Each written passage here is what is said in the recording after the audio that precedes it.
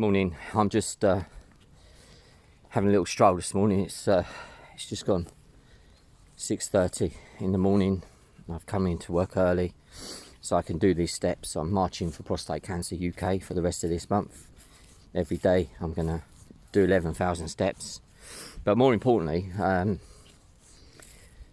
well, I say more importantly, I'm doing it to raise awareness of prostate cancer. But also, each of these little videos I've done, I'm going to send a message out to you, to people out there watching it, that might, I don't know, if you've got cancer. I've been talking to a few people recently now on YouTube, and perhaps I can share some more understandings I have about the way I'm dealing with it. I have stage 4 prostate incurable cancer, so they say. Incurable, just a word, isn't it? That's all. It's just a word for me. The only time that's incurable is when I'm dead, and at the moment I don't intend to be doing much of that. So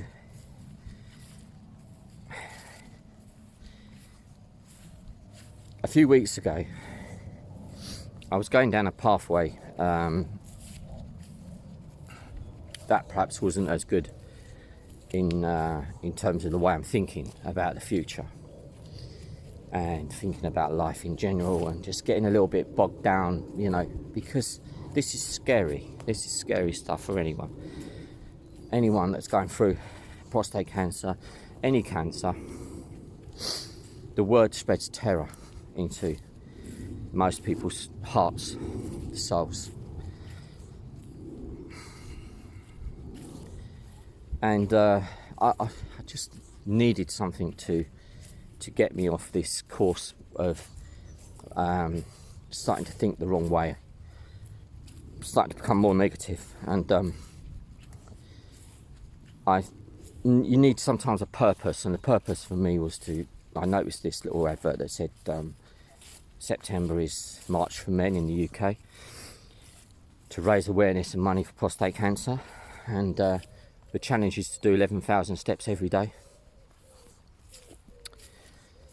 And I thought, what the heck, you know, this is going to give me a reason to feel differently. It gives me a reason to get out of bed earlier, get some exercise in, and push my body. And today's 13 days of doing this, so I've been driving into work about an hour and a half earlier than I need to. And anyone that's got cancer will know how much it tires you out. It does tire you out. It takes away resources in your body that, you know, it's always fine to put you down. That's what it's doing. It's what it's trying to do. But you can give in and succumb to that, or you can get up and say, hang on a minute, I'm not gonna listen to this. And the March for Men was my opportunity to start again, start walking. I've done quite a few walks, and I was walking a lot, especially when I was actually off ill. I was off ill for 6 months, and I did a lot of walking in that time, and I found that was just an amazing thing to do. Just get out and walk. If you can find some countryside, it's just amazing.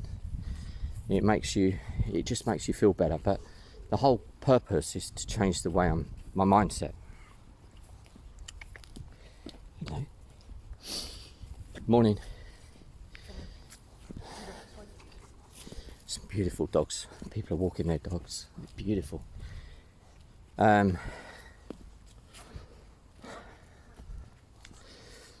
everything that the way we live depends on the way we think. There's no doubt about that. Something, if any time I can share something that's so simple yet so valuable, is that the way you think becomes the way you you are. Simple as that. So you have to change somewhere inside you. You've got to look for a thought. No matter what it is, cancer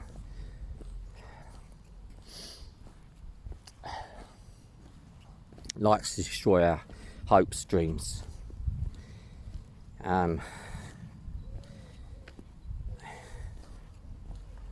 But it needs one thing, that it needs something to be able to do that, and it needs our consent. It needs you to say, I choose to let it. That's it. It really does. I'm talking about thoughts that you have. If you choose to think it's all over, it'll be all over. If you choose to think I'll never do this again, you'll never do that again.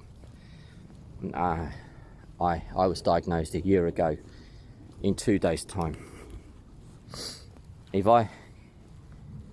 As I was being wheeled on a hospital gurney into a cancer ward, that was the only moment I realised I had cancer. I didn't get the hints that the nurses were telling me. The fact that they were Macmillan nurses didn't sink in. I never considered that I had cancer. I was just convinced I had a back problem. And so the moment that I realised, and the moment that I was being taken into the ward, big letters on it, Macmillan. Macmillan is in this country, in the UK, is associated with cancer. I can't remember what the ward was called, the Lawrence Ward, Gillingham in Kent. I thought it was all over. My dreams, my aspirations, my future, that was it. It's all gone. And now I'm a year ago. Now I'm walking 11,000 steps a day, out of pain. I'm in medication, of course, because I think the cancer's already done some severe damage to my back, which I think without the medication I probably wouldn't be able to do much. However, I have a different mind than that. I did say that when I went into that hospital, I realised after about a week or so, I have to change my mindset. I can't just lay here and think I'm going to die. Sadly, really sadly, I did hear someone died on the second night that I was in the hospital in that ward. And I'll never forget that. I'll never forget it. I'll never forget that. And at that moment I thought, this is not going to be me. I've got to do whatever I can to beat this. Two young children, they're only 12 and 14-year-old girls.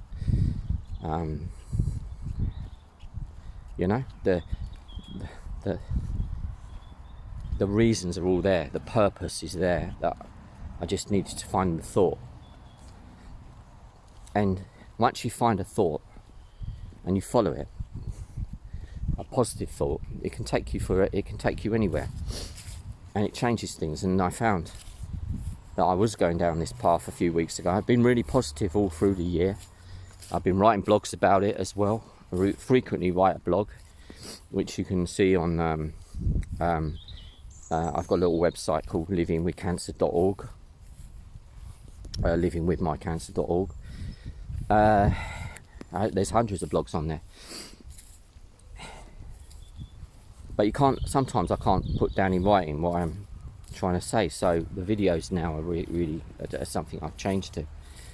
And I'm just saying to anyone out there that your thoughts are so powerful that I honestly believe that thoughts can heal, and there is many examples of this. So no matter how bad it is, no matter how bad you're feeling, never let your thoughts go down that road that just says there's no chance and there's no future, because that's where I thought I was a year ago. Now I'm back to work. I do the job I love still. I train ambulance drivers, which I absolutely love. I love the feeling of it. I'm lucky to be able to do it. It's perhaps a job that I can do because it doesn't involve any lifting or too much manual stuff, so I can do that and share some wisdom with these young students as well, share some stuff about life, because they're going into a job that needs that. They need that because they need stuff to cope with their own stuff that they see and they do and they get involved in. And I'm just so proud of being able to do that job. So that gives me a purpose, but even that sometimes is not enough, and you're looking for a thought that switches things around. And to start walking again. Get up a little bit early, no bother really. Go to bed a little bit early, get up a little bit early, and try and do some steps before I start work.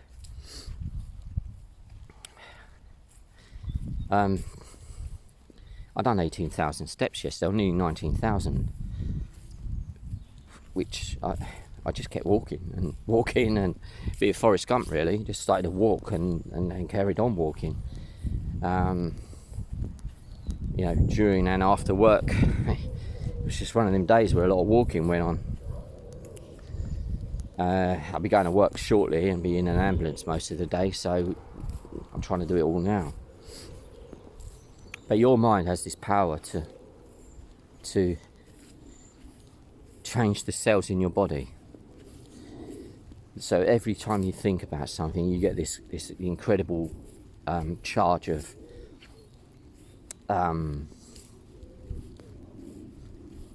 electrochemical reaction that just whizzes around your body and affects your cells, and you can literally turn yourself from positive to negative in the blink of an eye just by thinking differently. That's the power. The drugs that you take for cancer, the drugs I'm on, only work when I think they work. I say thank you to them. I have a routine where I literally say thank you to them. And my belief is that every single tablet that I put in my mouth is doing me good, despite the side effects that comes with them and the injections. I say thank you. I'm grateful to even have them. I'm sure there are many countries around the world where they come at a cost. I know in the US it's very much on insurance, where in the UK we do, and yet we moan about this system, yet we do have this system where it's pretty much free. So I'm grateful for that. But just thinking about being grateful, being positive, changes everything. If you're feeling really, really low, normally it's because of the thoughts that you're having. You can write them down, keep them somewhere, write them down. What are you thinking right now? Say 10 thoughts, write it down, and then visit that list in next week and see if any of them happened. Any of those things happened. Most likely didn't. I might have said that before. That's a powerful one. But yeah, your thought process, I really believe that the thought process is able to heal. There's no doubt in my mind. I really do. And I think there's numerous examples out there, if you look for them on the internet, where people have turned things around from, being given the last rites to a week later being free of cancer. What happened? Something happened that they're not very well logged, these things, because they're kind of like, they don't go back to the doctor again because there's no, and the doctor either presumes they've I don't know, presumes they died or just loses the case. But they are out there, and if one person can do it, then why can't we all do it? We just got to find that key. And I think to start with, yeah, keep your medication going. Don't ever, I'm not telling anyone to not take their medication, because I don't know. I know some people do that. I'm not that person. But believe in it. Put your belief in the medication. Put the belief in the painkillers, and the pain doesn't hurt so much. When you tell yourself it doesn't hurt, sometimes it just feels like it doesn't hurt. And almost like our pain comes because we expect it to be there. It's a strange one, really. The mind can be that strong. If you've got constant pain, it's normally because you're just expecting that pain to be there.